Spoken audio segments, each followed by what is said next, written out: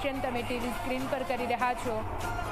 તમે શામળિયા ઠાકોરના દર્શન કરી શકો છો. આ તરફ દ્વારકાધીશના દર્શન, જ્યાં હવે કપાટ ખોલી દેવામાં આવ્યા છે અને ભક્તો માટે પણ ભગવાનના દરવાજા ખોલી દેવામાં આવ્યા છે. આ તરફ ઇસ્કોન મંદિરમાં કઈ રીતે ભગવાનનો જન્મ થઈ ચૂક્યા બાદના દર્શન ભક્તો માટે ખોલી દેવામાં આવ્યા છે અને એ તમામ કૃષ્ણ મંદિરોમાંથી લાઈવ અત્યારે હાલ દર્શક મિત્રો ભગવાનના દર્શન કરી શકે એટલા માટે લાઈવ પ્રસારણ તમે ટીવી સ્ક્રીન પર દ્વારકા, શામળાજી અને મથુરાથી જોઈ રહ્યા છો.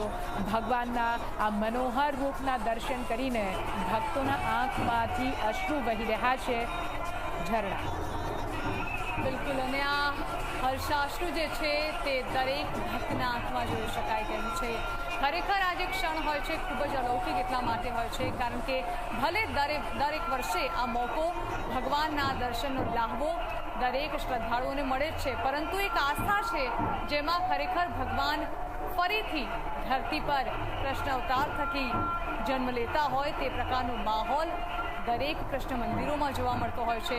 માત્ર મંદિરોની જ વાત કેમ કરું, લોકોના ઘરમાં જ્યાં બાળ ગોપાળની સ્થાપના કરવામાં આવતી હોય છે ત્યાં પણ અત્યારે નંદ ઘેરો આનંદ ભયો ના આ હાલરડા સાથે હું કહીશ કે તેને ઝુલાવવામાં આવતો હશે કૃષ્ણને, અને સાથે સાથે તેના માટે પંજરી અને અન્ય મિષ્ટાન જે છે તે ભોગ ધરાવવામાં આવ્યા હશે.